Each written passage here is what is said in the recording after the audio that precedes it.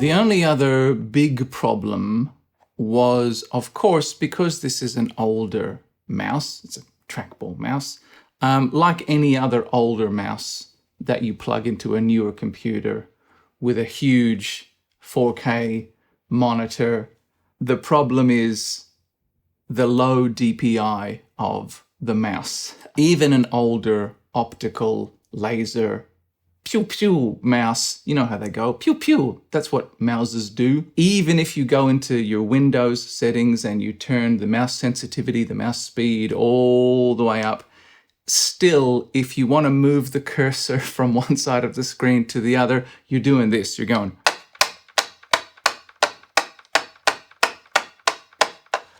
which is horrible and obviously not feasible.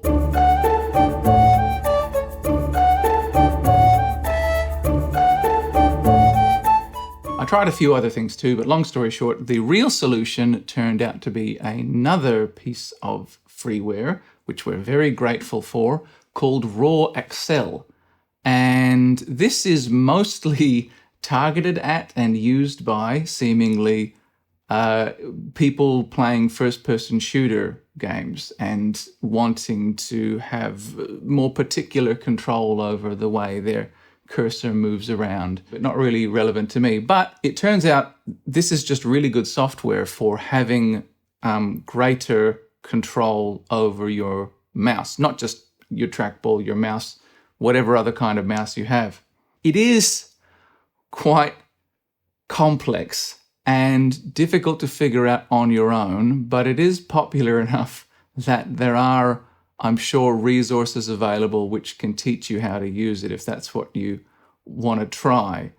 I'm not going to do that right here, although I may interrupt myself just now to show you what I've got set up, just in case that's a helpful starting point for you. I might do that just now.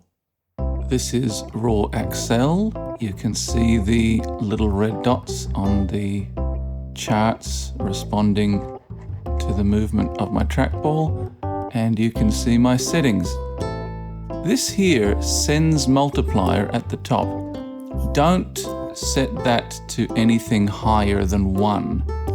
If you do, like if you set it to 3 or 4 or something, the mouse cursor or the trackball cursor will move across the screen more speedily, but it won't do so smoothly pixel by pixel because it'll be instead leaping, like the smallest step will be multiple pixels. What I've done instead is go up to charts, scale by mouse settings, DPI, and I've set the DPI to a very low 400.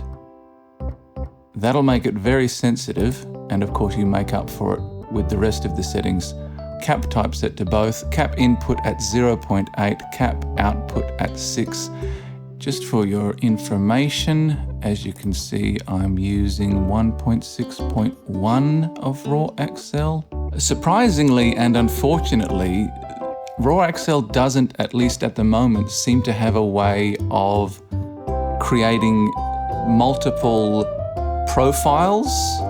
A feature it does have though, which is very, very useful potentially, which I am grateful for, is if you go up to advanced, go to device menu, as you can see, Raw Accel detects and identifies all of the different pointing devices you have currently plugged in. This, listed as PixArt USB optical mouse for some reason, this is my regular Cherry M5400 mouse with a optical sensor and relatively high DPI. And what you'll notice is that I can disable it. I've got that set as disabled right now.